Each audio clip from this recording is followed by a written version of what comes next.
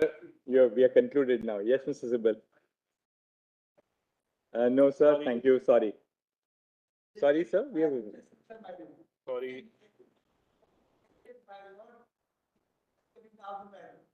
Thank you. All right. Thank you. Thank you. Thank you.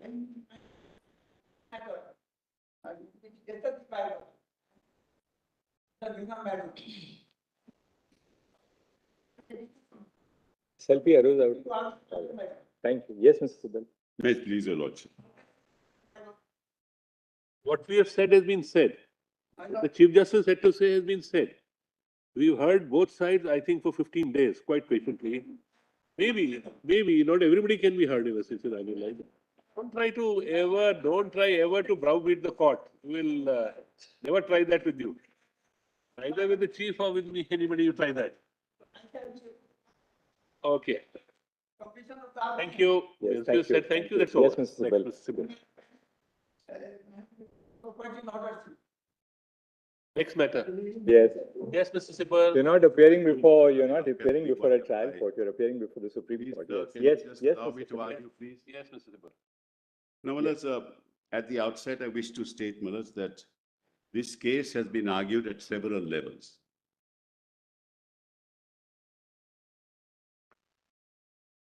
And Malas, most of them unsolicited, without reference to the arguments made by us. I don't think anybody on this side challenged the sovereignty of India. Nobody on this side challenged the sovereignty of India. I, Malas, at the outset stated that Jammu and Kashmir is an integral part of India. They say your first petitioner has said something which are not in sync with. I am not concerned with that. If the first petitioner has said something, if he has said it, in what circumstances he says it, is it recorded? You ask him for an affidavit. I have nothing to do with it. There are two petitions. Hold on. Let's not take time on that. 1 second. Let's not take time on that. I am not standing for him for what he said if he said it. I am not here. Mr. Sibal, do we take it that Mr. Lone, therefore, unconditionally accepts the sovereignty of India and that Jammu and Kashmir is an integral part of it? He is a member of Parliament today. He has sworn to the Constitution of India. He is a citizen of India. How can he say otherwise? And if anybody has said it, Malas, I, at my level, deprecate it. No, it is one thing for Mr. Sibal to deprecate. Let's not go into an issue. A litigant before your lordships. Ask him to file an affidavit, then I have nothing to do with it. No, but it's your client. You have to ask. I don't know. You are making an allegation. I don't know. Not support terrorism. Let them reflect on it. If you don't mind, take it on the pleadings, ask him to file an affidavit. I may not appear for him. I don't know, Manas.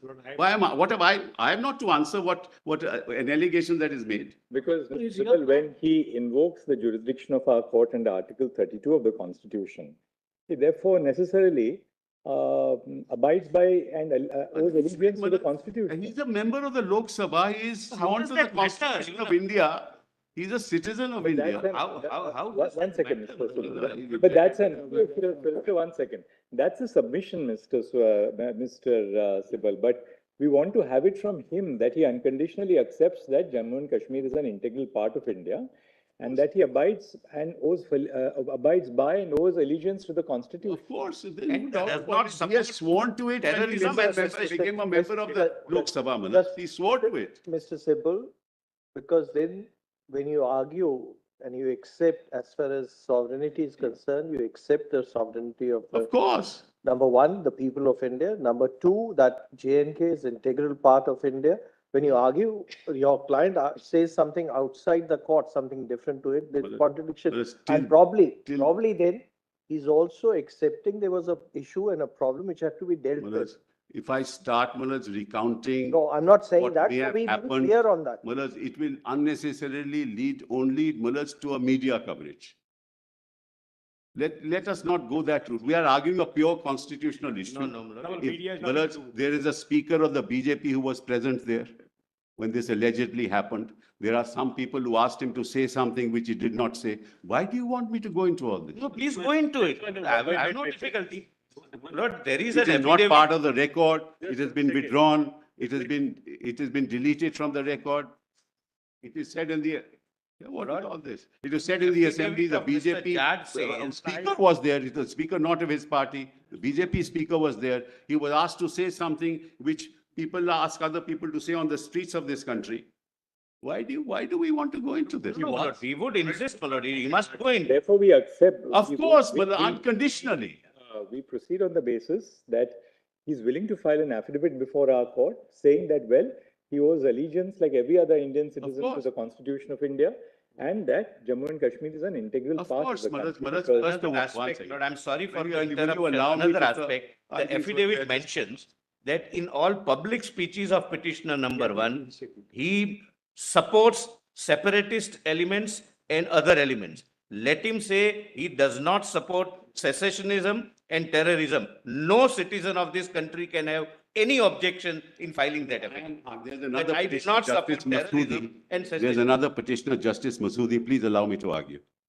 No, that's. For Justice that's- Masoodi. that- You want to that's- take any action that's against the very gentleman, you unfair. take That's action. Unfair to us. Please don't derail a pure legal submission. We'll hear you for Mr. Lone as well.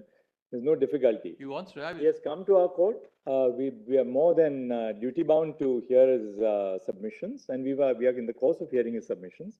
All that we want to say is like everyone else here, because we have had people from across the political spectrum in Jammu and Kashmir who have presented rival viewpoints before us, different perspectives, which is welcome. That's why we are here to resolve those issues.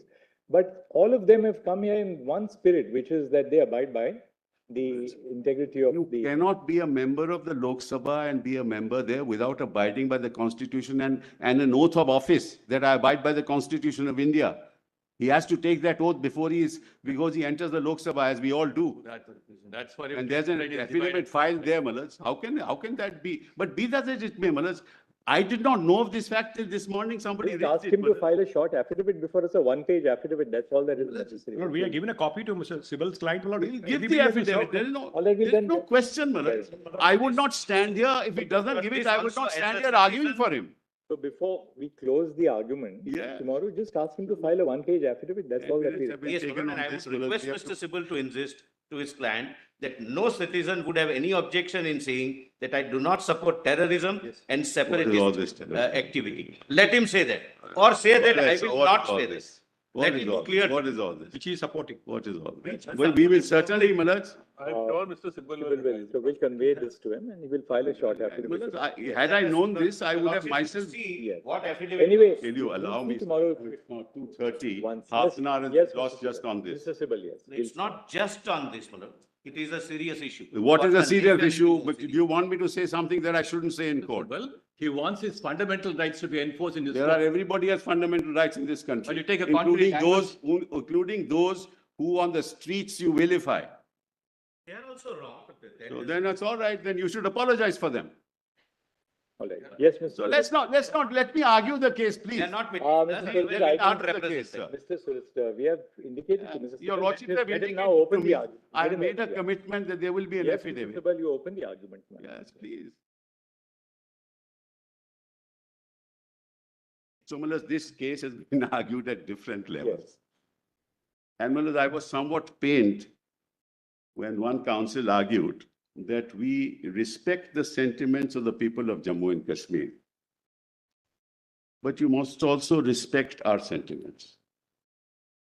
Now, Malas, I think that we cannot reduce this case to an emotive majoritarian interpretation of the Constitution of India. Whereas all residents in Jammu and Kashmir are citizens of India, they are as a part of India as anybody else. If historically there is an article of the Constitution that gives them certain rights, Mullahs, they are entitled to defend that as a matter of law. Yes. That those rights may be taken away, may not be taken away constitutionally or without reference to the Constitution is another matter. But to say that you must respect our sentiments as if they are somebody else itself is creating a kind of chasm that shouldn't be created, especially in court. That's number one. Number two, Malats, and I adopt Mr. Salve's argument, that we are concerned with the interpretation of 370. read the text, understand the context, and interpret 370. I entirely agree with that. And that's exactly what I'm going to do before your lordships. Number 3, Malaj, if you look at the history of India in that context, Malaj, you will find that Jammu and Kashmir had no links with the rest of India, geographically. No links. No part of the territory of Jammu and Kashmir was linked to the rest of India. And the two principles on the basis of which accession had to take place was contiguity. You have to be contiguous. That's how Malaj, states like Junagadh, Hyderabad, many other states which were within India could never accede to Pakistan because that principle could not be established. So you had to have contiguity, and you had to have population. These were the two principles. And the decision, the third, was to be taken by the ruler. These were the three principles on the basis of which accession took place.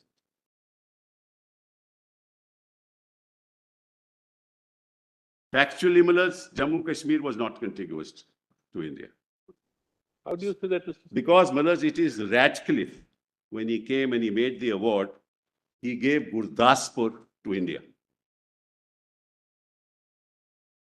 That's how we got contiguity.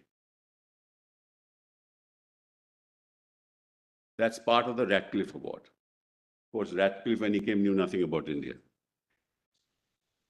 So you might appreciate, Malaj, what were the forces behind it.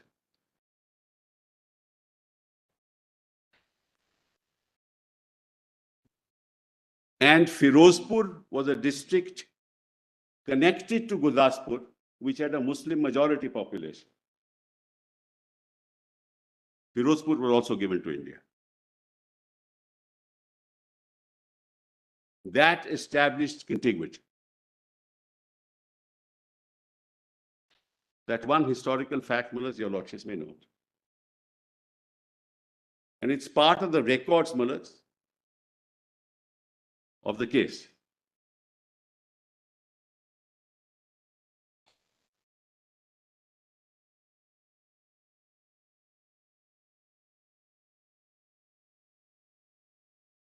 The second grave issue that was confronting India at that point in time was Greater Punjab was Muslim dominated, not the bifurcated Punjab.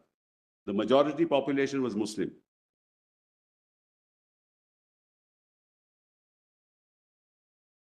If you gave Greater Punjab, or what was Punjab at that time, to Pakistan, their boundary would reach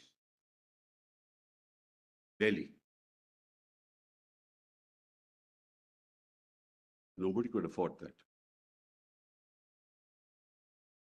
And if India got all of Punjab, our boundary would reach Lahore. Neither Pakistan would accept it, nor India would accept it.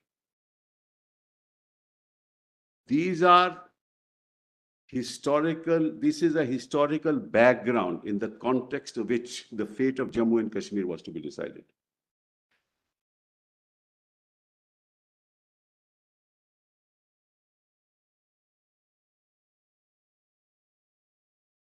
Note another fact.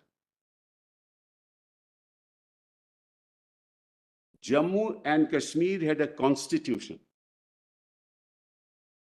a detailed constitution of 1939, which had an administrative structure like any other democratic structure, except that the Praja Sabha was dominated by Dogras. In fact, all the nominees in the Praja Sabha were Dogras.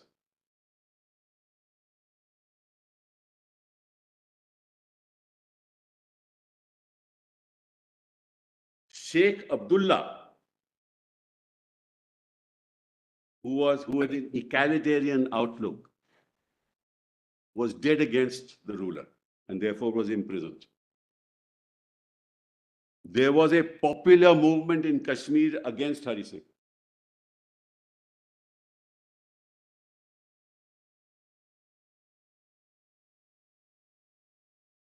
Sheikh Abdullah and Pandit Nehru were of the same bent of mind, because Pandit Nehru also showed utter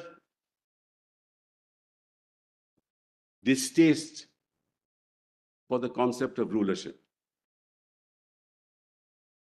In fact, it was Sardar Patel who said, we must honor our constitution. Nehru said, no, we shouldn't. We shouldn't give anything, no privy purses to the ruler. That's all a part of record of history. That's why when the invaders came into Jammu and Kashmir, Nehru said, release Sheikh Abdullah first.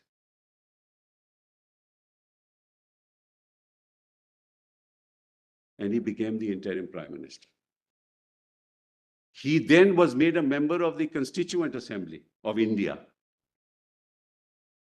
to negotiate the terms of the details of the accession.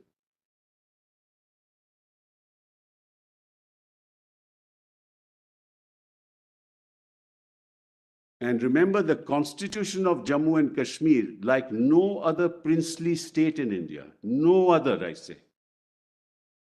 was drafted after 1950.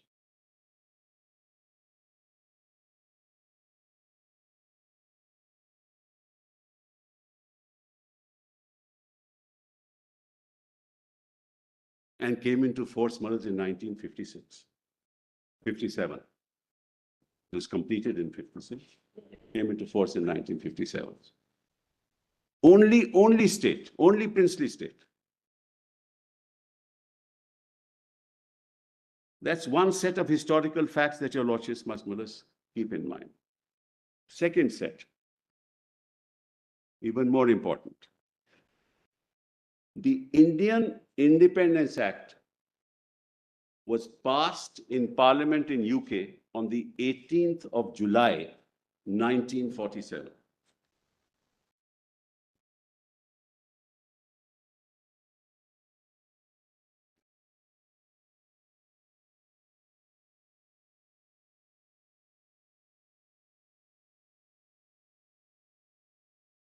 Originally, India was to be granted independence in May 1948.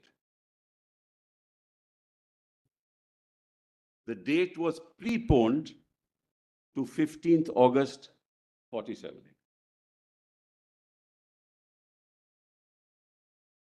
So after the Indian Independence Act was passed on 18th July, you had 12 plus 17 days to complete the process of signing 562, if at all, instruments of accession.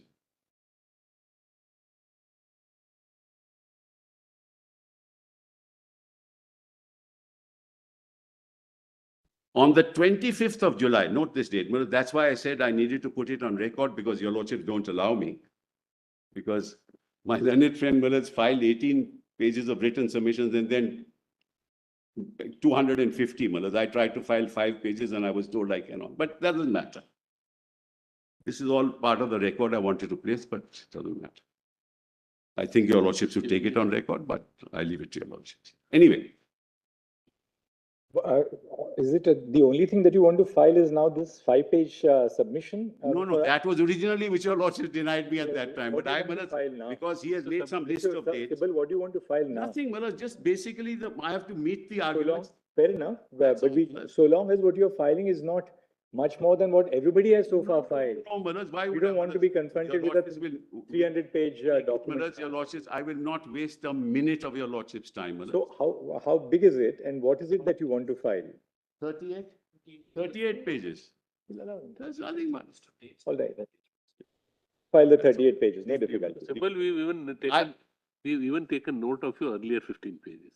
But if we had permitted you to file, the whole sequence would have... I agree. I'm not complaining. Everyone else would have then followed. That's the last one to complain. I never raised the issue. But when I was told that I can't file... No, Mr. Sibbal, it was not meant for you. It was meant for everybody. I know that. So but everybody filed. The problem is everybody filed. But neither... There's too little time. Ultimately, we took down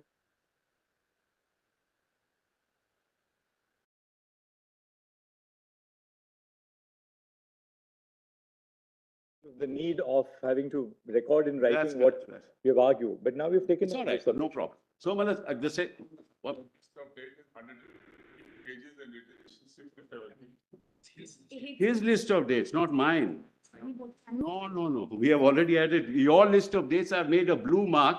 Is you have had these green and yellow and that, I've just added a blue mark to your list of dates. That's all. Not my list So of dates. their list of dates, as I recall, was about 110 pages. 10 pages. I've just added 5 pages to that, Manas, to give some correct date. So the 115 includes the earlier 110. That's right, that's right. And 5 which you have added. Fair enough. That we don't mind, there's no difficulty. And you have followed the same format, So track that changes. your lordships are not. We know what you have added at the end. Exactly. It's in blue, Manas. So long as otherwise, it becomes impossible when we are just to sit down and I dictate a told them, judgment. Manas, we mustn't burden your lordships, and therefore we did it that. Anyway, so let's, Manas, move on. So, Manas, on 25th. So just a second, you're filing therefore your list of dates, which Yeah. are 150. And my written pages. submissions, Manas, in response. The written submissions are 38 pages. Yes, yes, yes. So all that you are now filing. There's an appendix, one second. appendix to it, Manas. That total 67 pages. Submissions are 1 to 38, annexures are 39 to 67. That's only appendix, Manas. That's an appendix data, Manas. That's all, nothing more than that. What is the nature of the Data, for annexure? example, he said reservation didn't apply to Jammu Kashmir. So I'm saying it applies. This is the article. So these kind of things, Manas. All right. There's no, There, for example, no education. Actually, education in Jammu Kashmir is free up to university. Free education till university. In the constitution itself. Manas, I mean, these are facts which should have been stated by the other side. They say there's no official language. There was an official language. you can file it because Thank you. we now, it's 5 pages, basically 5 pages of list of dates Yes. added on. Yes. And your submissions about 38 pages. The annexure is to explain what, according to you, has been made available or what is. That's all. That's all. Nothing more. And I want. But in the same vein that you said, don't take into account what they have said on the more, should we say, developmental aspects. We shouldn't take into account what you have said also on what is Exactly, available. exactly, Manas. To answer the core constitutional issue. Exactly. That's why I never went into that. So, Sibyl, when you say 5 pages on the lighter side, my court, at least when I used to say 5 pages, if somebody handed over 10 pages, I has to remove the last 5 pages and Yeah, right. confine it to the first 5 pages. Now, let us note another thing. On 25th of July, 1947, the Chamber of Princes met.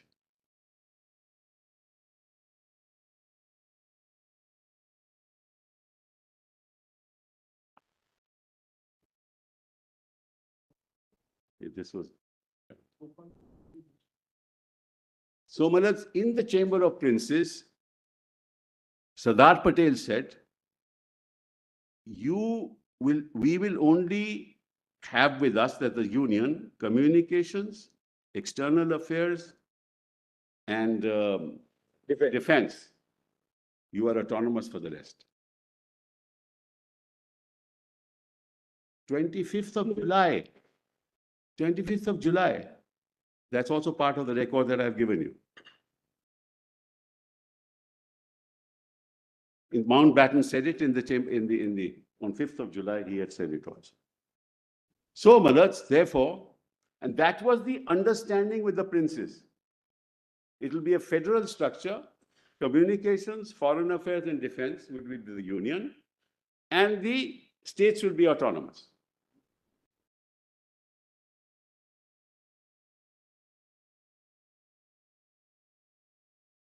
That's one part. The other part was, Manas, there were some princely states, Manas, one of them, the only property it had was a well. He was a prince of that well, Manas. He had no means of livelihood. They naturally, such small states had to join larger princely states. Kathiawar, Saurashtra.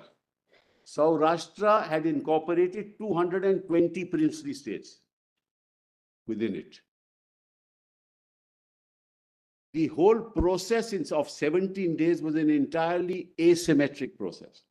Idea was to persuade all of them to please sign instruments of accession.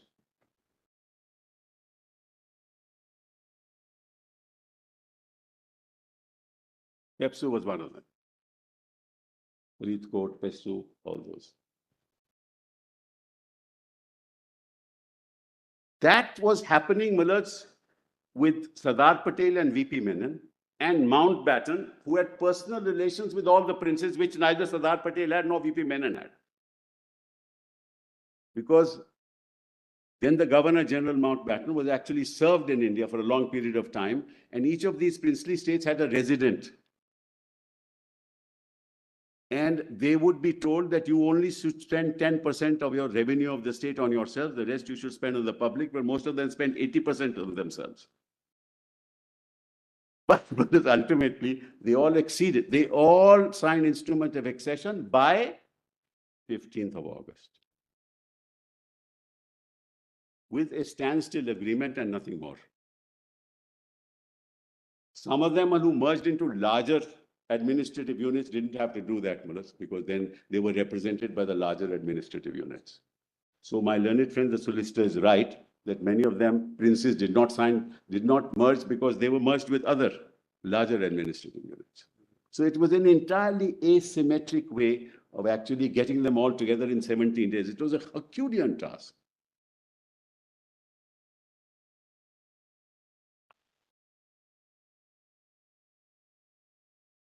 Ultimately, who stood out? Hyderabad, Junagadh, Kashmir, and Travancore. In fact, the first ruler to revolt was Travancore. Yeah, because of the advice of the Dewan Mullahs, who ultimately got attacked and was in hospital, and then they signed the instrument of accession. But that's just the Mullahs. I know that. I don't want to take it. And Mullahs, now you were left with Junagadh, you were left with Hyderabad and Kashmir. And as far as Kashmir was concerned, your Lordship knows, the instrument of accession was signed subject to certain conditions. In many of the instruments of accession that were signed by other princes had a provision that there can be a supplementary instrument of accession, but there cannot be unless I give consent. That is, the ruler gave consent. So some of them had supplementary, but this didn't happen in Jammu and Kashmir. The point that I'm making is, Mullahs, Jammu and Kashmir was the only state in India where a special dispensation was made for reasons which were domestic and reasons that were international.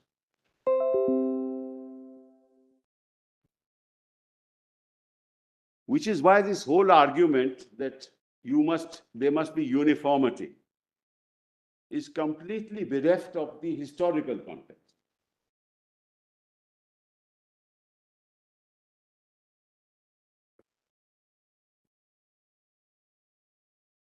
Now, principle was contiguity and population. Junagadh acceded to Pakistan. Acceded to Pakistan. Somnath temple was in Junagadh, very dear to all of us.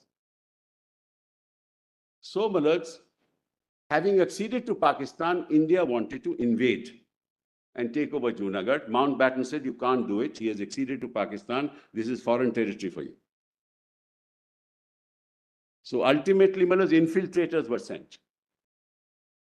And they took over and there was no resistance. Then negotiations took place and Pakistan agreed to a plebiscite, a referendum.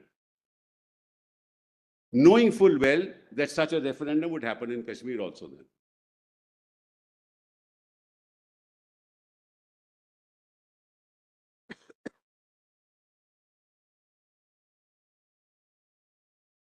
The same thing happened in Hyderabad. The ruler was Muslim. The people wanted to join India. But he did not join Pakistan. He wanted to be independent. He didn't accede to Pakistan.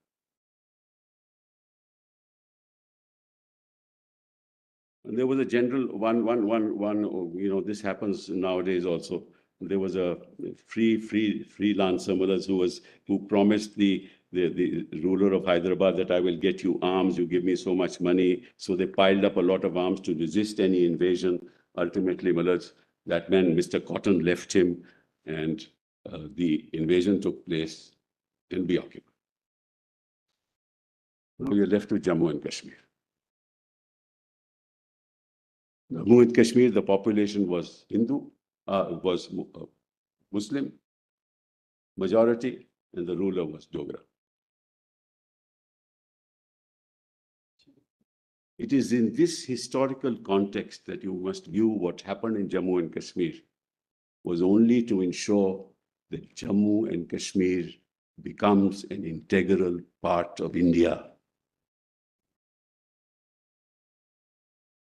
There can be no question about it. I'll come to that. Yes, I'll come to that. There can be no plebiscite in Jammu and Kashmir. That is our position.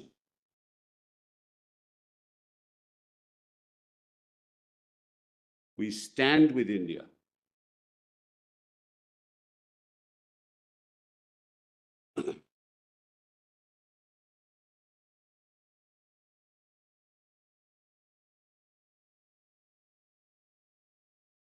Now, Manas, having signed the instrument of accession by 15th of August and some of them standstill agreements, the question then was they had to merge because none of them had any administrative units in place. You had to have local self-government, and your lordship knows at that point in time, we wanted India to be a democratic nation. So then Sardar Patel and Menon persuaded all of them to please have merger agreement so that we can treat you in the same way as other provinces. So all of them signed merger agreements, not Jammu and Kashmir. Nor was Jammu and Kashmir asked to sign a merger agreement. Never.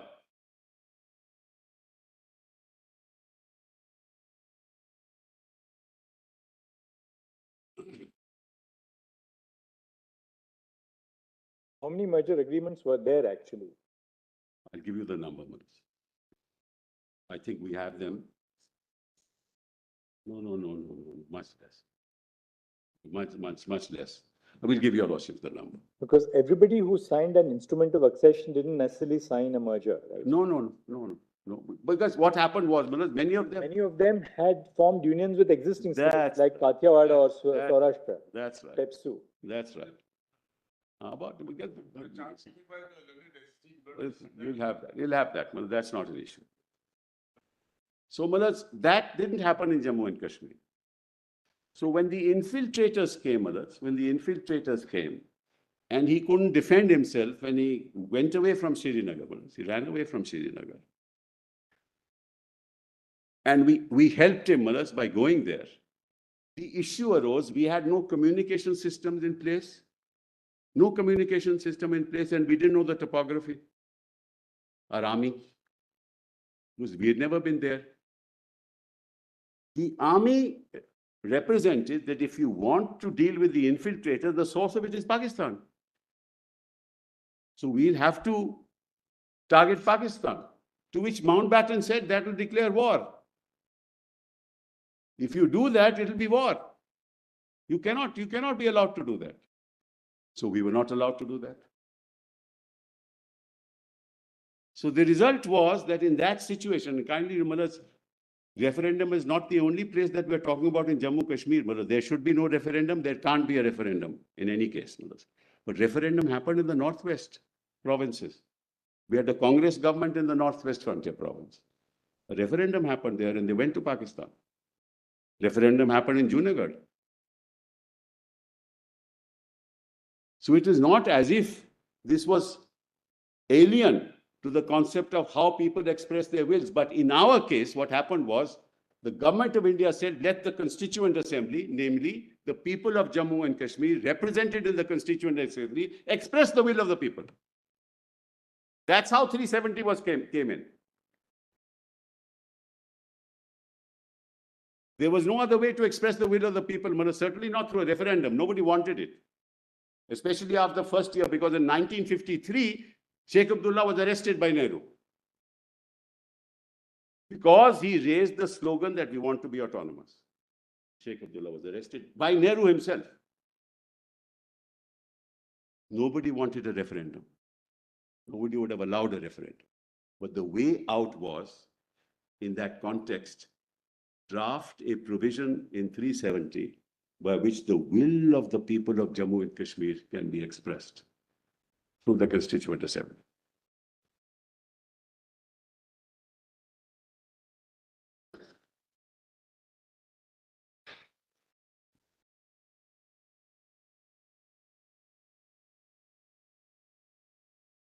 That's the historical lay of the land, Mullah, in the context of which you have to read Article 370 of the Constitution.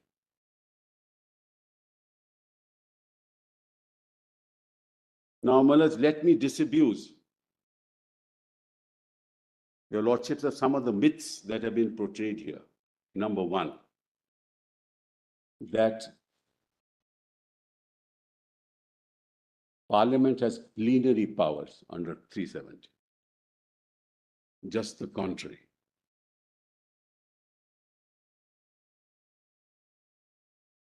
The power of Parliament to make laws is limited by 370. Nobody's read it. Just look at 370, madam, with me.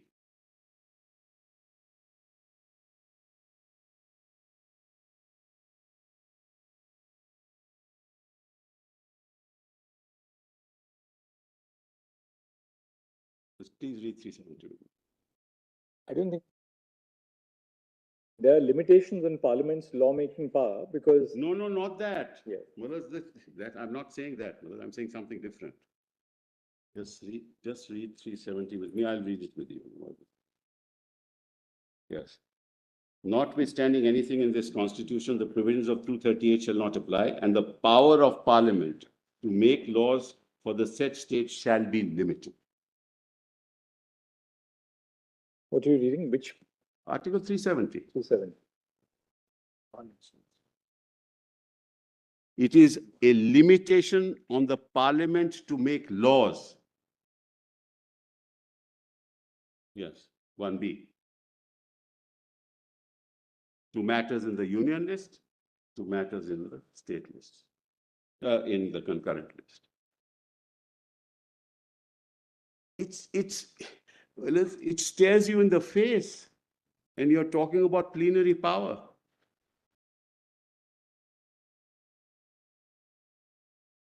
Where is that plenary power?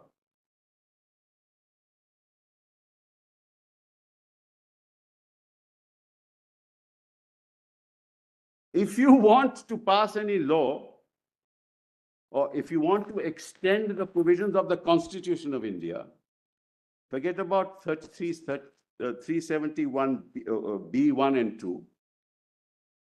Look at D. If you want to extend the Constitution of India in respect of matters which are in the instrument of accession, outside of those matters, you have to consult, otherwise you have to take concurrence. And how does the President of India act? On the inner advice of the Council of Ministers. President is not acting in his individual capacity.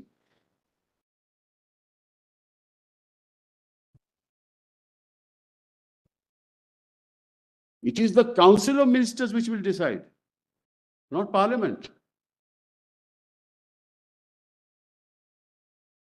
The Governor acts on the aid and advice of the Council of Ministers. It is the Council of Ministers at the other end which will decide, not the legislature.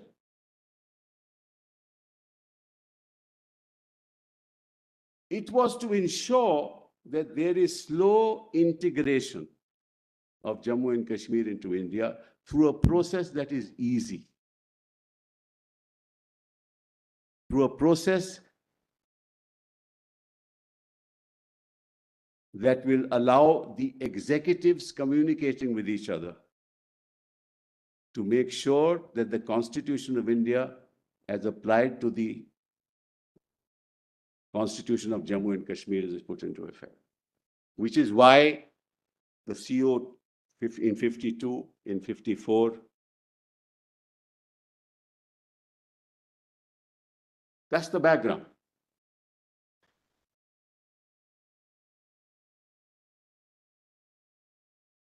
Once we decided on the list that this is the entry in the list on which a law can be made, and two executives agreed on it, a law is made and it will be applied. That's the procedure, Malaj. Nothing to do with how they have interpreted the Constitution. And that's how it happened all the time. Which is why, if your lordships will remember at the outset, I said, this is an exercise of executive power. It is not even exercise of legislative power. Far be it some quasi, some ancillary constituent power. Doesn't exist. Yeah, Malaj, I am asked this one question for which, Malaj, if you have an answer, Malaj, I certainly don't have an answer. Malaj, throughout, Gopalaswamy Iyengar, who was part of the drafting committee and who introduced the bill, understood 370 as we have argued before your lordships. Exactly that. From 1950 to 5th of August 2018, no member of parliament, no member of parliament, no individual in the public space said otherwise. Nobody said it. Every interpretation of the Constitution as reflected in the debates in Legislative Assembly and in Parliament interpreted the Constitution as Iyengar interpreted it and as we have argued before your lordships. There has never been a dissent. When the government of India files an affidavit in this court, it's the same thing, except they say that now through this process, we have substituted the Constituent Assembly with the Legislative Assembly. They have understood 370 in the same way. Now in the argument, not part of their affidavit, not part of their pleadings, they say, no, there is some plenary power. Your lordships are not sitting here in an advisory capacity to tell them as to what 370 means. We are, Malaj, testing the action of the union. We are not having some academic exercise of the interpretation of 370. We just to test CO 272 and 273.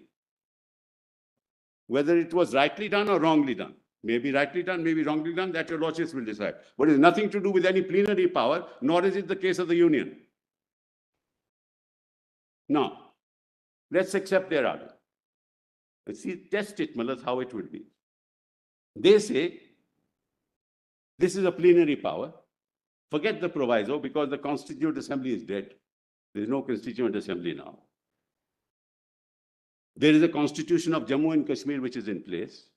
And the argument is, now that it is dead, I can exercise that power and abrogate it. That's always been the position. So what it means is, Malaj, that the Constituent Assembly and the people of Jammu and Kashmir signed their death warrant on the day the Constitution was made and the Constituent Assembly was dissolved. On the next day, 370 could have been abrogated. Instead of 5th of August 2018, 19, they could have abrogated the next day. So they were signing the death warrant that while we are there, you can't do anything about it. But the moment we have drafted the Constitution of Jammu and Kashmir, then you can tomorrow just take away. Just abrogate 370. What is, can any constitutional court can ever interpret 370 in this fashion?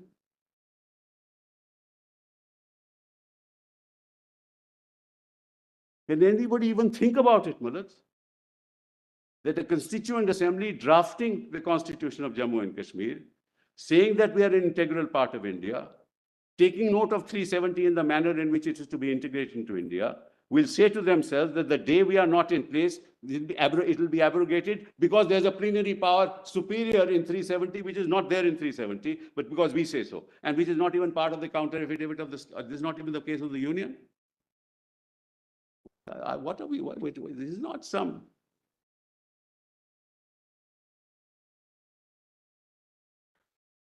I mean, this is not even. You look at it textually, you look at it contextually. There is no other conclusion you can come to. Now, your lordship asked me several times and asked others also, what's the way out? That's not for your lordships to decide. Your lordships are not here to tell them what the way out is, or for us to tell them what the way out is. It's a political process. The way out is a political process. Or some other process, that's for them to decide. But the way out is not this, that you do something consistent with the interpretation of 370 and you argue exactly something else, which has nothing to do with your own counter affidavit, and that's the union. How can they be allowed to do that, Manoj?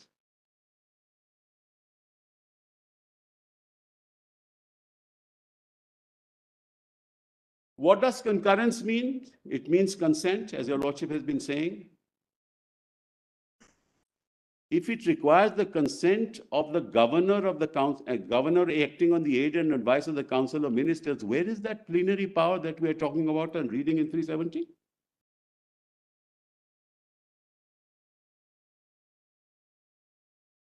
And 370 sub-article 2 says that if an order is made, Malats, between 1950 and 1951, when the Constituent Assembly was in place, the Constituent Assembly can reject it. Mr. Sibal, why does the proviso to clause 3 use the expression recommendation when two other provisions in the same article use the expression concurrence? Yes, sir. I'll give your lordship that. B2 uses the expression concurrence, and the second proviso to D uses the expression concurrence. Absolutely.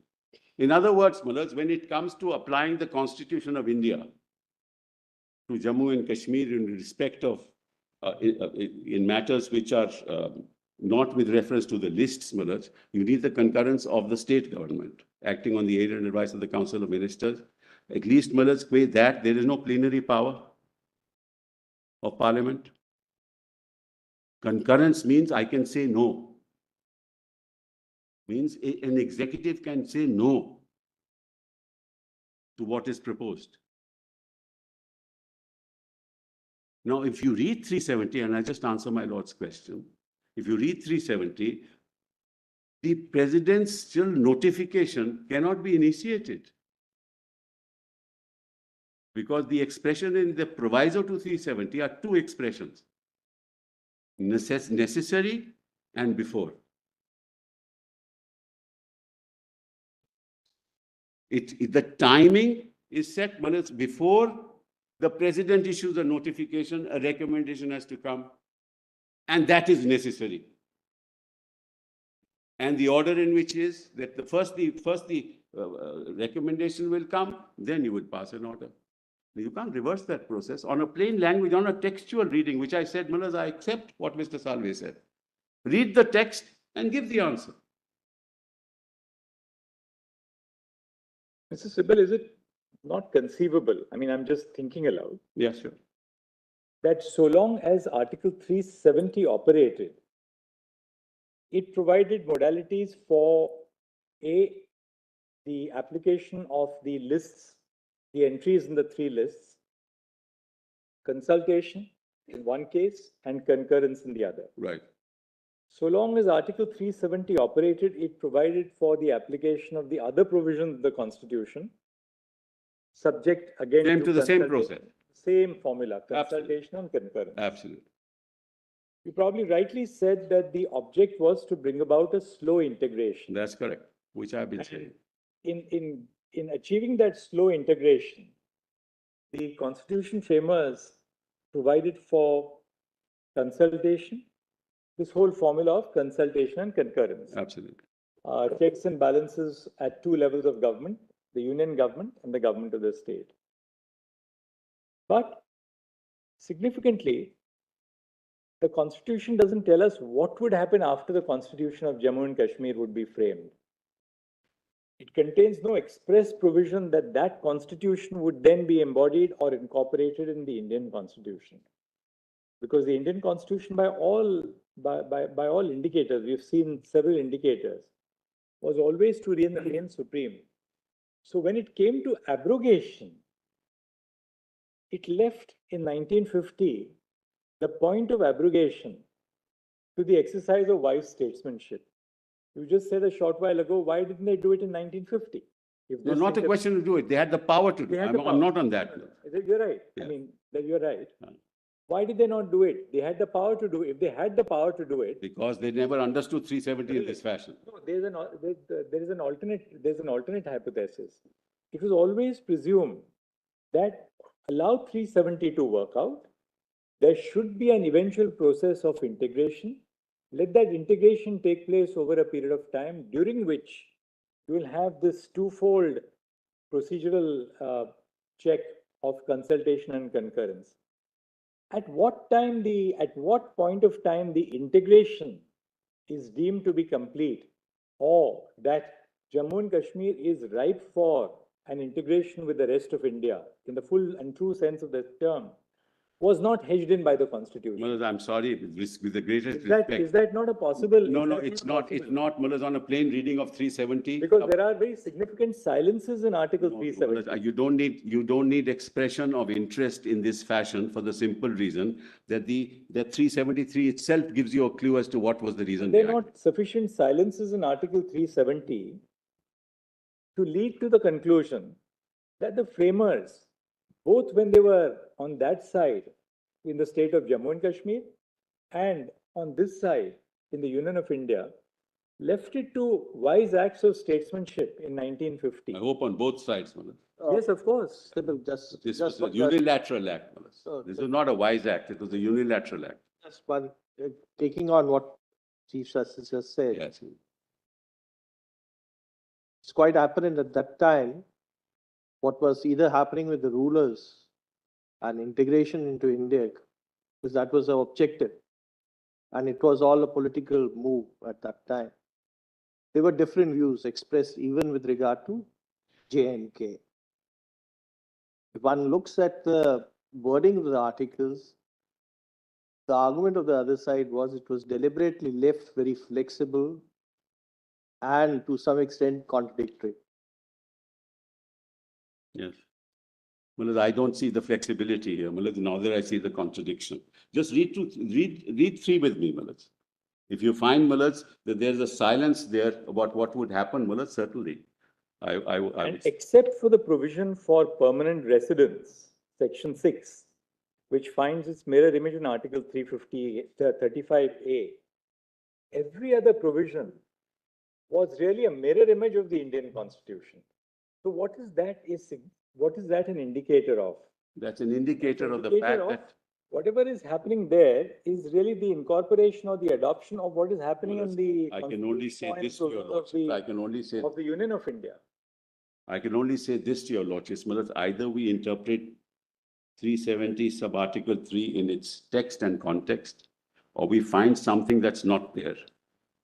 And as a matter of constitutional law, Mullahs, you have to interpret the Constitution, not find a silence in the Constitution to interpret something that is expressed. Let's just read it, Mullahs. Notwithstanding anything in the foregoing provisions of this article, the President may, now who is the President? Acting on the aid and advice of Council of Ministers, may by public notification declare that this article shall cease to be operative, or shall be operative only with such exceptions and modifications and from such date as he may specify. Now just pause here. Supposing, Mullahs, he was not to abrogate, who is only to modify or apply with exceptions. Is that also unilateral power? Forget about abrogation for the moment.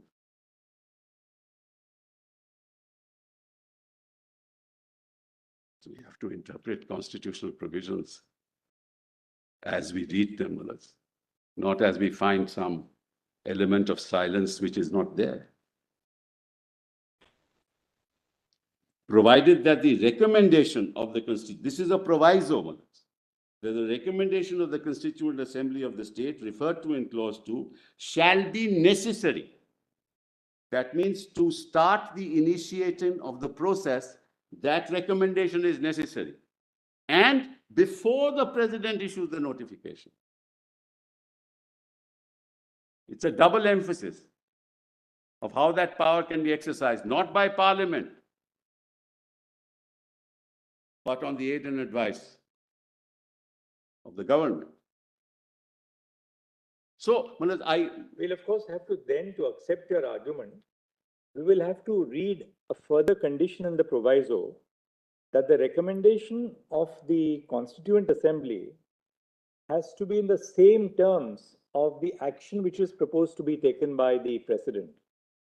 Namely, either that if you are abrogating, there must be a recommendation that yes, abrogate. yes, Or if you are making 370 applicable subject to such yes, changes, same thing. then the recommendation must be also along the same. Yes, yes, But absolutely. that's not there in the proviso, isn't it? It is, Manoj, it is, before any of this. Kindly see, provided that the recommendation of the referred to in clause 2 shall be necessary.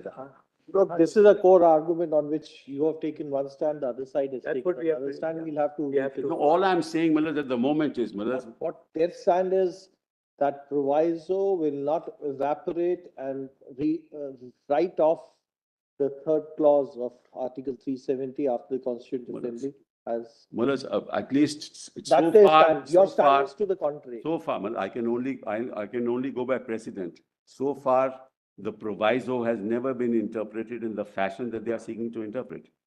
In any judgment of the Supreme Court since That 1950. occasion never arose, probably. That's not the way they acted. Manoj, kindly please appreciate what they've And done. therefore, according to you then, if the proviso cannot be applied because the Constituent Assembly has come to an end, No, Manoj, with respect, I say, that's not the point. because the proviso says the Constituent Assembly referred to in clause 2. Correct. So it is only one Constituent Assembly which was formed for the purpose of the framing of the Constitution of J&K. Correct. Even if you have another Constituent Assembly in J&K, you can never have that Constituent Assembly which was for forming the No, Constitution. Manoj, let me answer. Therefore, the proviso Let cannot me- apply at all Let me answer it. in your submission. Yes. My answer is the following, Manoj. When the Constitution of India was framed in 26th of January 1950, there was no Constituent Assembly and there was no Legislative Assembly. So what did, Manoj, the Constitution makers provide for in the proviso? They envisaged that there would be a Constituent Assembly. They envisaged that there would be a legislature. If there was a Constituent Assembly which would abrogate 370, there would be no Jammu and Kashmir legislation. Constitution, there would be no Jammu and Kashmir Constitution. Because that's abrogation. Constituent Assembly would recommend abrogation. At that point in time, those who drafted the Constitution were not aware as to what was going to happen. That's why. Sorry. I'm sorry. 370 in the slide, there are two arguments. One, obviously, with reference that the proviso will not be controlling the main part of 3. That's a core dispute between them. That's right.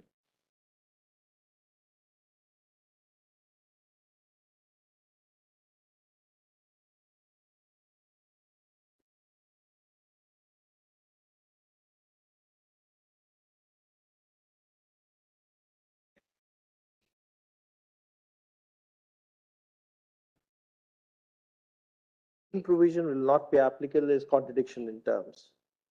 Now, Manoj, let's put it differently. Manoj, this whole process was the political process. That's what Salvi argued, council argued. This is a political compromise.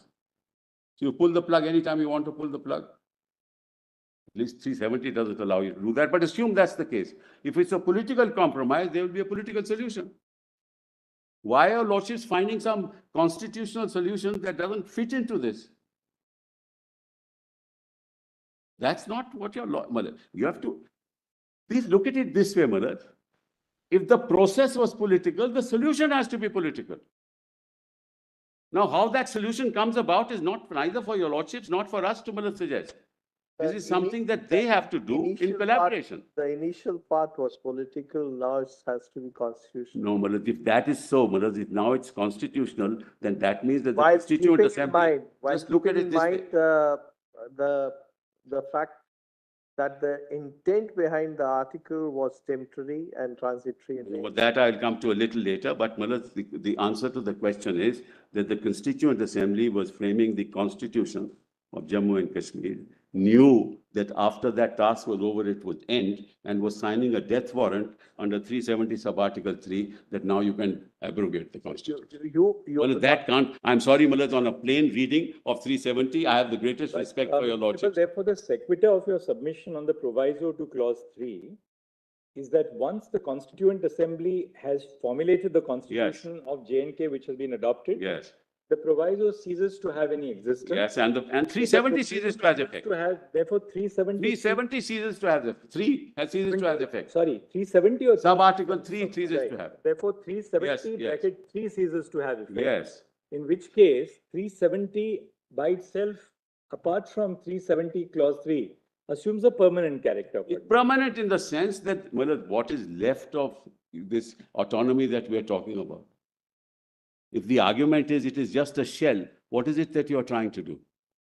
What is the argument today, Malad? I've heard it, Malad, several times over. What is left is only a shell. Everything is already there. That there's a contradiction in their argument. Well, I'm only saying, Malad, sir. Just one, Yeah. there's a contradiction in the argument. They said that main substantial part of the constitution, including 356, is now fully applicable. But what was the main stumbling block was section 6 and 35. Because as far as 35 is Therefore, concerned, that's a separate issue. No, I'm not interpreting.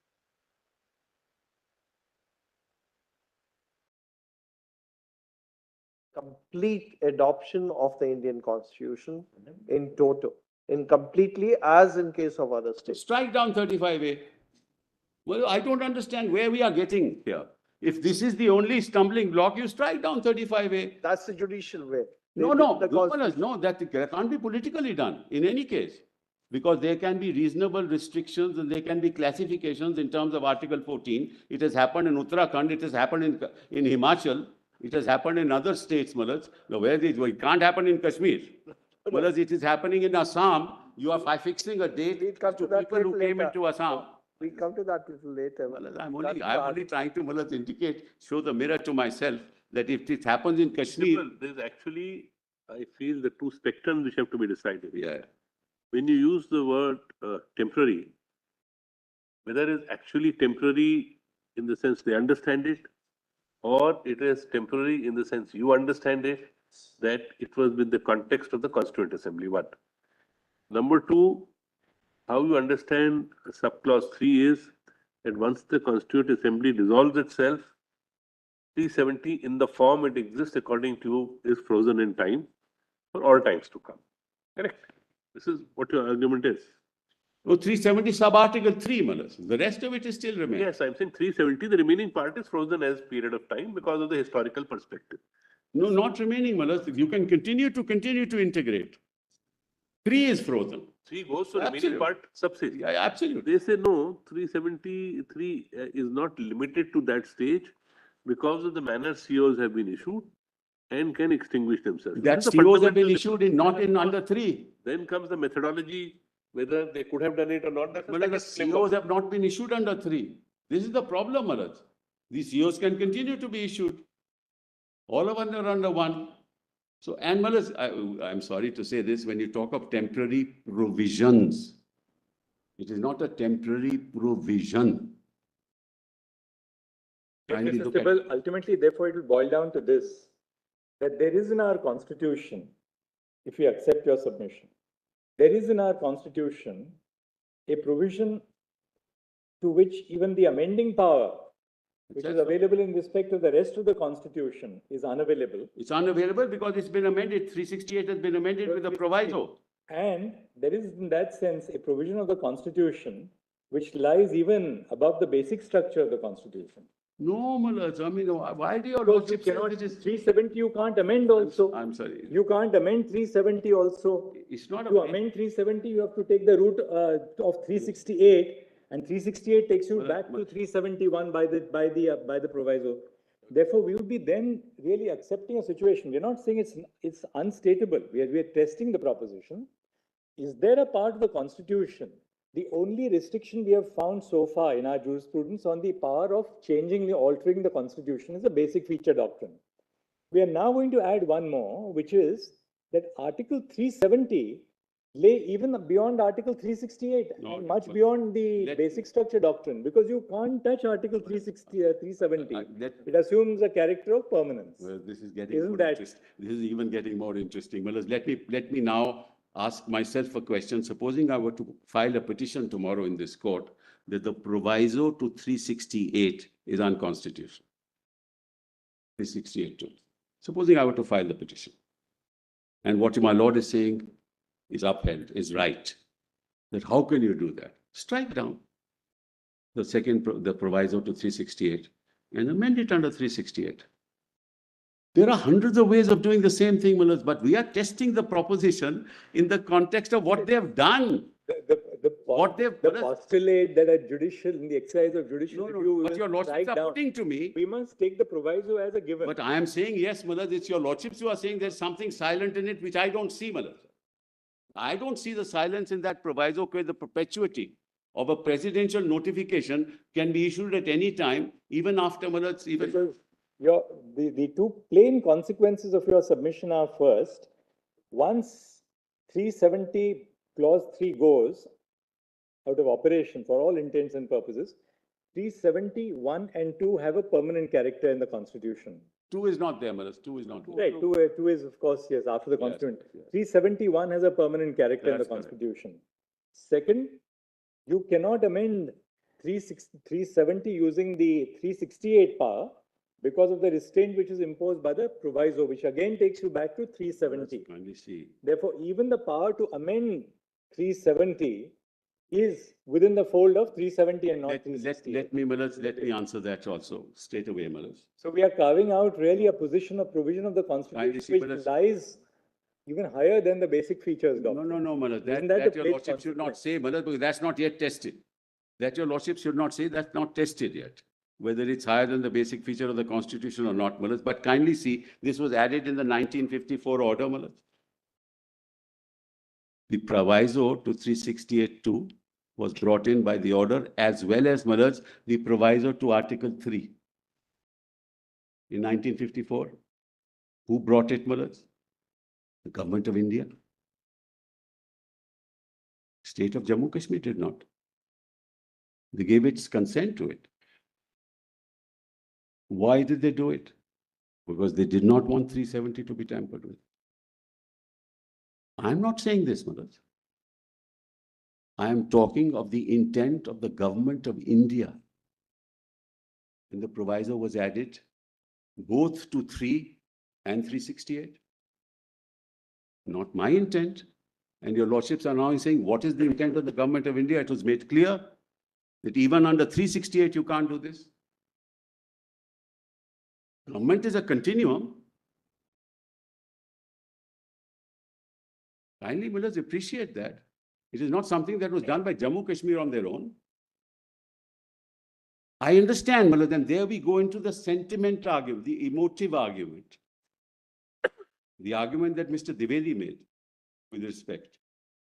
That we appreciate the sentiments of people of Jammu and Kashmir, but there are sentiments in India. Well, with the greatest respect, I humbly pray that we are dealing with the Constitution.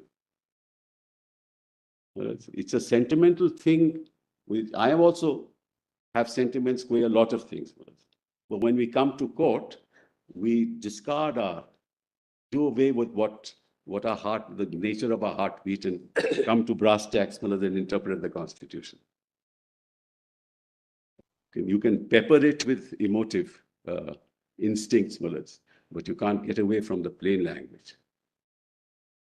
And my respectful summation to your lordships is a political process must have a political solution.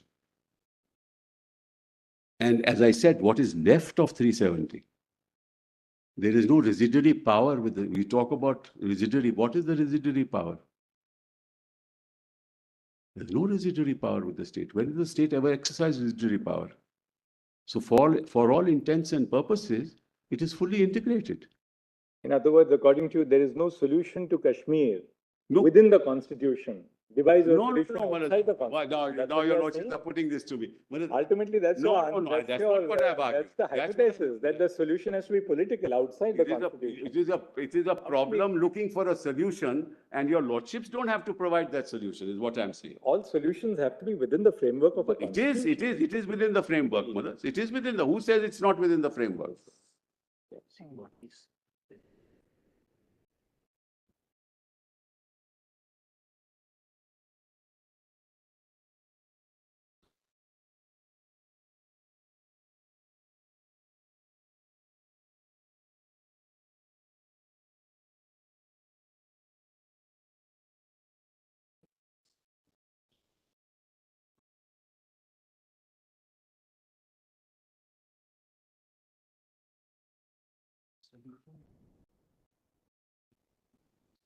Well, isn't 370 a classic form of federalism? Unlinked to the federalism that we practice? It's a classic form of federalism. There's nothing unconstitutional There about it. can be a lot of arguments on the other side. Let's not go into all that, whether No, I'm just saying. Are you I'm saying- saying, Millets, it is not unheard of. It is not something that is so utterly unthinkable that a state can have a certain special status. If you go by Dr. Ambedkar's adoption speech, it's quite clear that he wanted a unitary form, primarily unitary form unit. with certain federal It is features. unitary, Millets. Who says it is not That's unitary? very clear, and there's This- historical and Manoj- reasons. And let's not go into the historical. Ambedkar said an also very important thing. Way Jammu and Kashmir. He said that, say something, just come to my mind, Millets, I've skipped. No, that's not what he said. That equality is in your mind.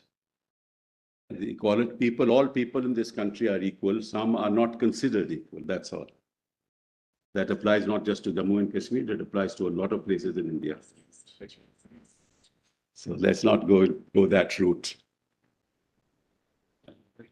Well, just because it's a union doesn't mean we are not federal. We are a quasi-federation is what we are. And that's what Ambedkar said, that we're a quasi-federation.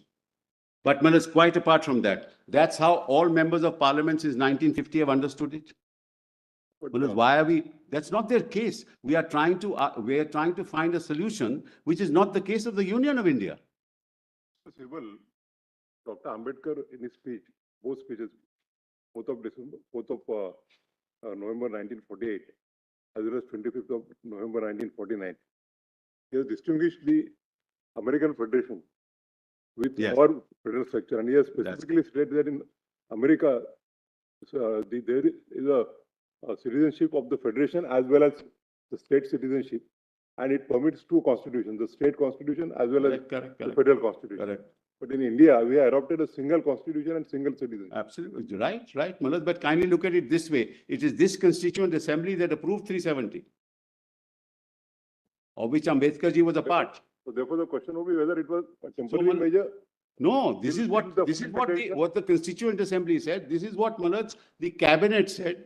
This is what the government said. This is what the government has been interpreting 370. This is what they have done, Manoj, in the light of the interpretation of 370, as we have placed it before your lordships. What is 272? To replace the Constituent Assembly with the Legislative Assembly. That is trying to implement the proviso, no? They've used the proviso. Now they are arguing just to the contrary. How can your lordships even allow them to do that? We are testing, Manoj. We are testing the process. We are not testing the power. We are testing the process. And the process adopted by them is the 370 sub-article 3 process. They have substituted Constituent Assembly to Legislative Assembly. Then they have imposed 356 and Parliament has become the Legislative Assembly and given consent to itself.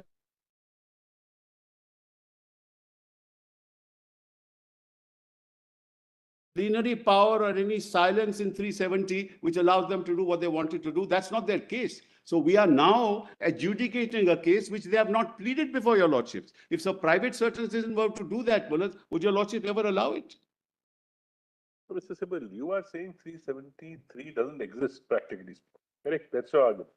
Their argument is 373 exists and we've taken that. No, they Whether say the 370. process- That's the second part. Whether the process applied by them under 373, if it exists, is the proper process as per 373 or not, is the second limb of the. But Maharaj, I'm saying something else to your lordships. They proceed on the basis that 370 exists. Correct.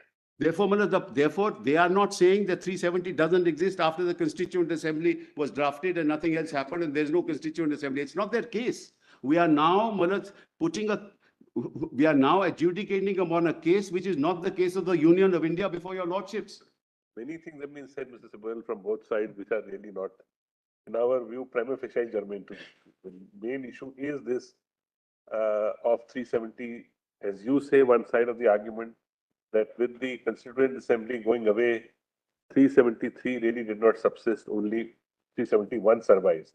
Their view is that 373 subsists and that's the route we have adopted.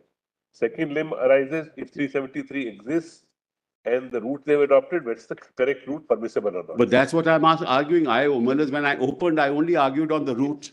If your lordships will remember, I never went into any political argument, any historical context. So that is your argument that. I never talked about lack of sovereignty. I never talked about federalism. I never talked of any of that. I said this is the process they have adopted and this process is unconstitutional.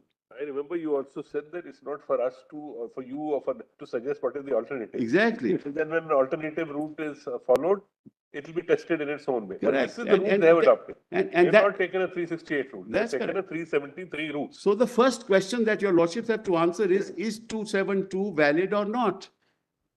And That we'll have to decide. Yes, and that can't be decided. Decide. That can't be decided because that they have followed the route of 370 proviso, Manoj. It is their case. Yes, yes. So the problem there with the argument is that 370 can't be decided in the context of the argument now raised. That after the Constituent Assembly is not there, we can do what we like. But that's not what their case before the court is. Their case is that they have applied the proviso and substituted Constituent Assembly for Legislative Assembly. That's what the CO says. That's right. So you have to test only that, which is what I argued. I didn't argue anything else. We are not asking you to argue beyond it. No, they have forced me to argue beyond it.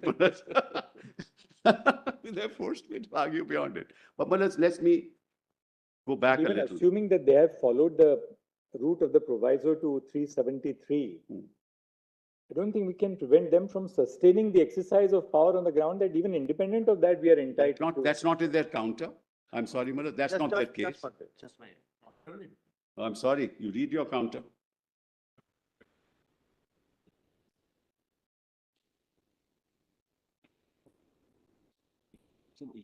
It's a sweet.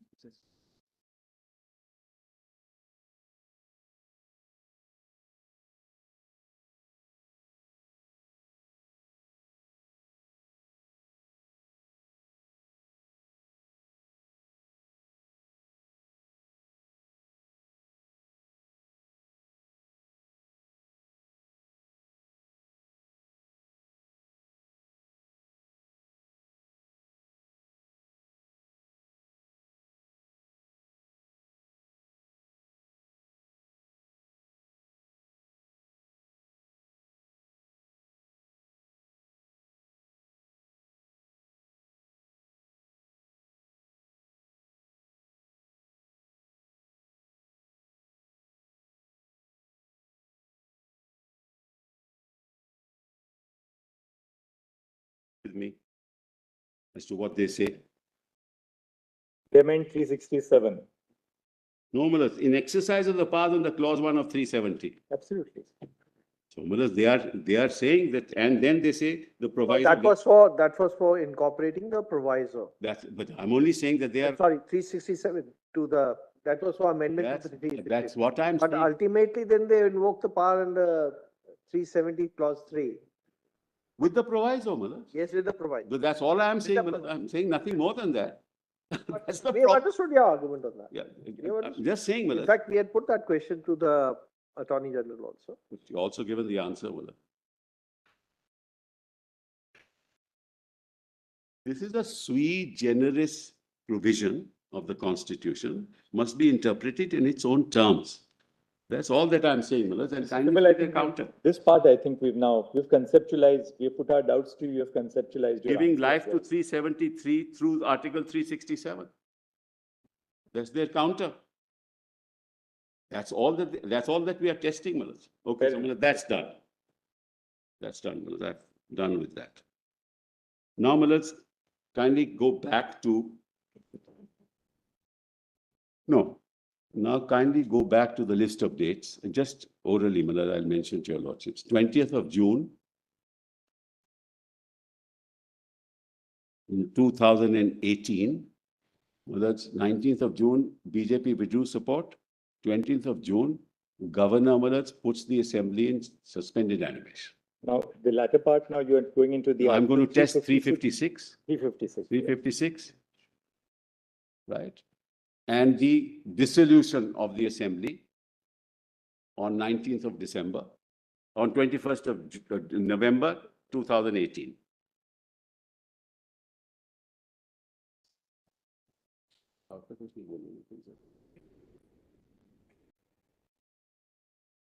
Now, Malad, the normal process is, Malad, for the governor has the power to keep the assembly under suspended animation without the aid and advice of the Council of Ministers. That power is given under 92 of the Jammu Kashmir Constitution, which he did.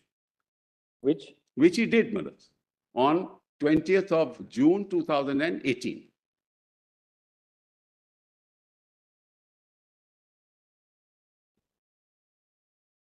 Now, Malad, the Jammu Kashmir Constitution also says that this will last only for 6 months.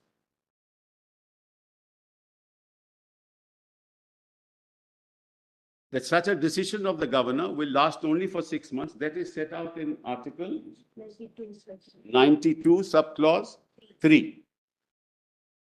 Sorry, Section 92, subclause 3. That such an order will last only for 6 months. Now, which means by 19th of December, there should have been revival of the assembly. Because the assembly was not dissolved. See the political motives and the illegality in the whole process. This can't go beyond 6 months, beyond 19th December.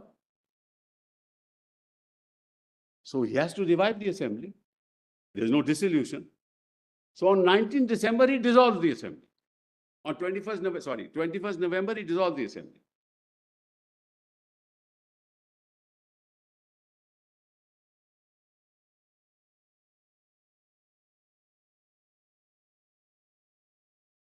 Now, dissolution can't take place without the aid and advice of Council of Ministers. Section 53 of the Jammu Kashmir Constitution. Section 36, 38 and 92 are the only exceptions under the Jammu Kashmir Constitution. I mentioned it earlier also, where the governor can act on his own. But 53 is not. 35, 38 and 92. 30. So, Malad, he could not have dissolved.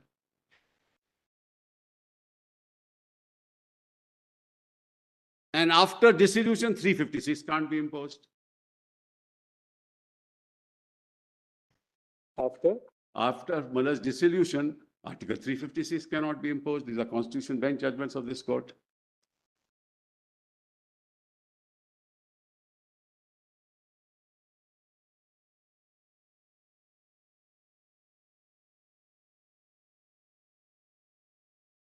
Now, your lordships asked me the question last time also, you've been asking other counsel also, why did you not challenge it?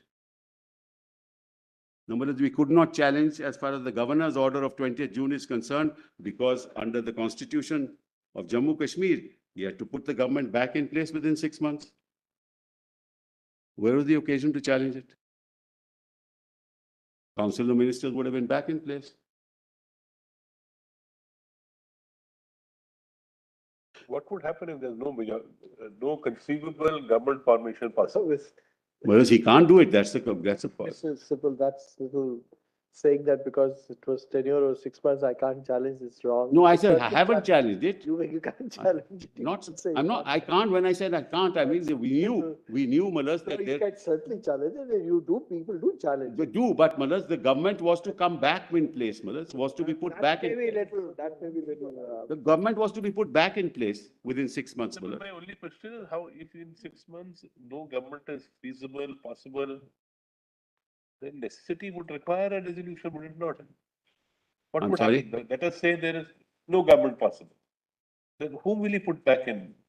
What kind of governor? So Malas, what you do is you impose 356, then you dissolve. With the process of under 356, Malas, I've explained it last time also, that you keep the assembly under suspended animation. You see if you can form a government or not, because 356 is a temporary provision to restore democracy. If you find that there is no possibility, after imposing 356, you dissolve and hold elections. That's the process. So then the dissolution should have taken place under the rubric of Article 356. That's correct. That's correct. And that's a constitutional bench judgment. I'll show that to your lordship straight away. Just keep that judgment. Document volume 19, sorry, case law compilation.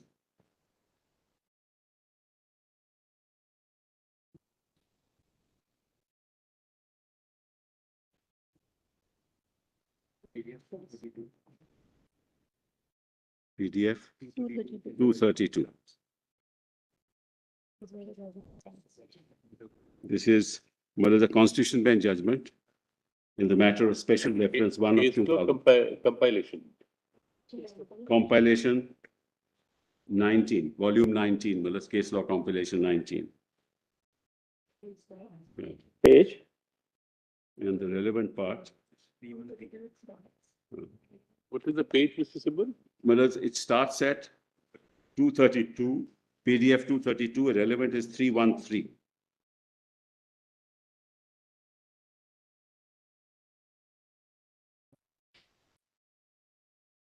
And I've been saying this from day one. This was the political process. The intent was entirely political and the means were entirely unconstitutional.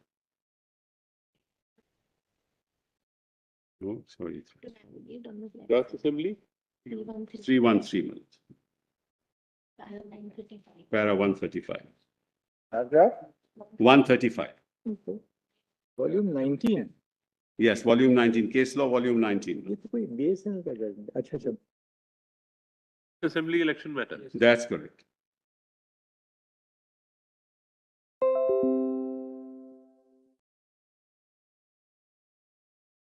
Para 135.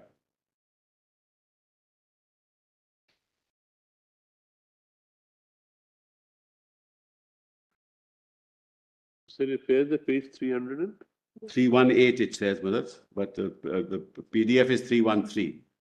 The running page is 318. PDF is? 313. Paragraph 135.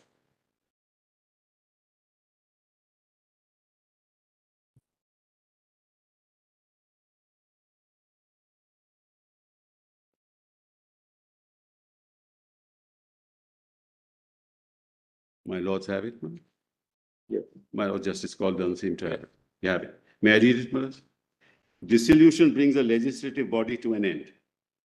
It essentially terminates the life of such body and is followed by constitution of a new body, legislative assembly or house of a people, as the case may be. Prorogation, on the other hand, relates to termination of a session and thus precludes another session, unless it coincides with the end of the legislative term. The basic difference is that prorogation, unlike dissolution, does not affect the legislative body's life, which may continue from session to session until brought to an end by dissolution. Dissolution draws the final curtain upon the House. Once the House is dissolved, it becomes irrevocable. There is no power to recall the order of dissolution and or revive the previous house. Consequently, effect of dissolution is absolute and irrevocable. It has been described by some learned authors that dissolution passes a sponge over the parliamentary slate. The effect of dissolution is in essence termination of the current business of the legislative body. In its sittings and sessions, there is cessation of chain of succession, sittings for a dissolved legislative body, and there cannot be any next session or its first sitting. With the election of the legislative body, a new chapter comes into operation. Till that is done, the sine qua non of responsible government accountability is non-existent. Consequently, the time dissolution is non-existent. Stipulation is non-existence. Any other interpretation would render use of the word "its" in relation to the last sitting of one session, the first sitting in the next session without dissolution. Right, Melissa? Now 319.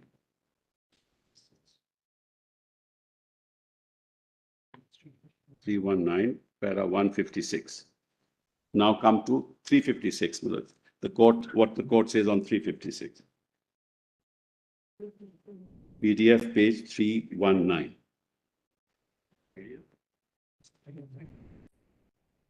Lord has 156. Justice Gawai. Yes. So far as the applicability of 356 is concerned, though in the order of election commission has specifically dealt with the possibility of applying that situation, in the written submissions and the arguments made before this court, the view was given a go by. And in our view, rightly, mere non-compliance with Article 174, so far as the time period is concerned, does not automatically bring in Article 356. It is made clear that an order of the election commissioner is the foundation and not what is stated subsequently by way of an affidavit or submissions to clarify. But in view of the concession, which according to us is well-founded, we need not go into the question in detail. It is submitted that by some of the learned counsel that the election commission's order otherwise makes out a case of applying 356 when the requirement of 174 is not met.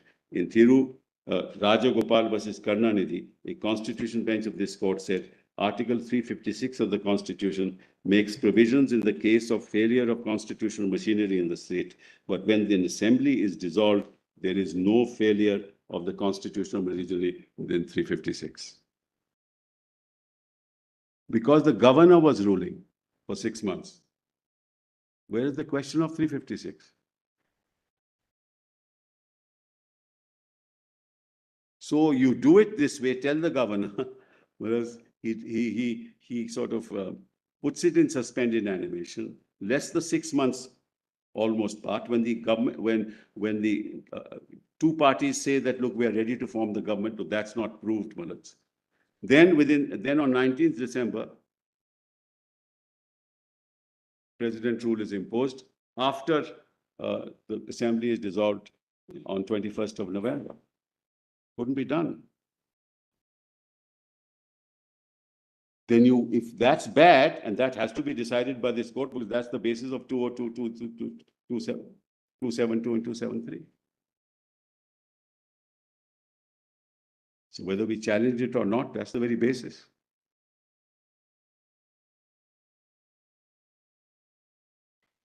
I will.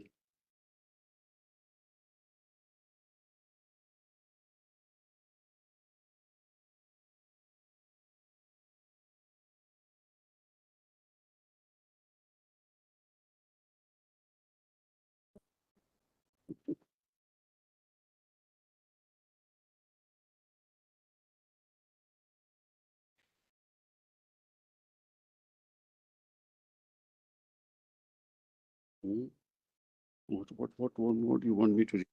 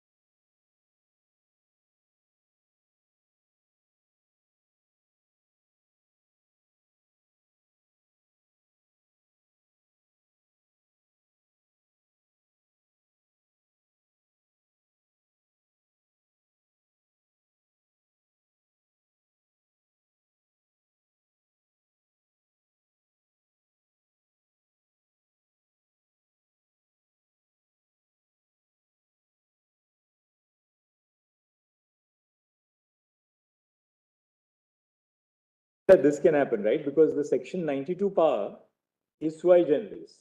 Yes, Normally, even when an he has to assembly, act on the agent advice, no. normally when an assembly is placed under suspended animation, as we call it, that's also an exercise of the 356 power. Yes, that's on the recommendation of the governor, Madam. That's the recommendation of the Of government. the governor, that it can't be carried on in accordance with the provisions of the constitution. Then 356 is, well, that's what happened. And the recommendation of the governor again is on aid and advice, or that would not be on aid and advice. No, no, it never is. It will never be on It aid. never is. So The governor question will tell doesn't the arise. president. So we are just wondering, according to you, the dissolution of the assembly on 19th of December is wrong, 19th of November is wrong, because it had to be by 21st November, yeah, 21st. 25th of November is wrong. 21st November, yeah. Because there had to be aid and advice. There was no aid and advice. Apart from that, Malaz, where was the occasion for 356 at all? Because he was running the administration. Malaz, he's running the administration. There cannot be a constitutional failure. That happens only when the government cannot run in accordance with the provisions of the constitution. But therefore, no, but we're just testing it like this. Suppose the governor's dissolution is, according to you, incorrect. The consequence would be that at the end of 6 months, the Legislative Assembly has to be restored. No, no. The suspension would come to an end after After 6 months. 6 months, Yes. Then Now, if the the Council of suspension- Ministers have to be, Council of Ministers has to be formed. correct. Now, taking your argument to the logical conclusion that, look, the dissolution was wrong and the governor had to necessarily at the end of 6 months Before. restore, before 6 months, restore the Legislative Assembly, Yeah. lift the suspended animation, Yes. invite a government. In which case, can the government of India not have then exercised, the president not have exercised the power under 350? Correct. So then he would have had to make a recommendation that this is not, they are not functioning in accordance with the provisions of the constitution because the governor was ruling for 6 months. Where is the occasion, Malas, for him to at that time exercise that power? But if no state government is possible, nobody is agreeing to combine together. But that's fine, Malas, in Keep the which, facts aside. in which you impose 356. Don't dissolve it. Well, that's the whole problem. You impose 356. And keep the assembly in suspended Oh, animation. that's always the case. In I'll give you several notifications. I don't have the time. That's always the case. What you do is you keep the assembly under suspended animation.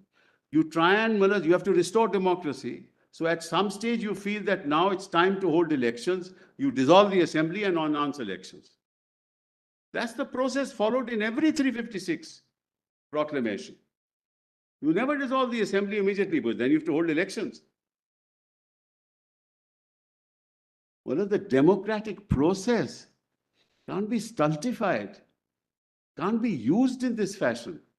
Because this was, as I said, this is a political decision. It has nothing to do with the constitution. I've been saying that from day one, Malas. These are political decisions. Even 272, 273 is political.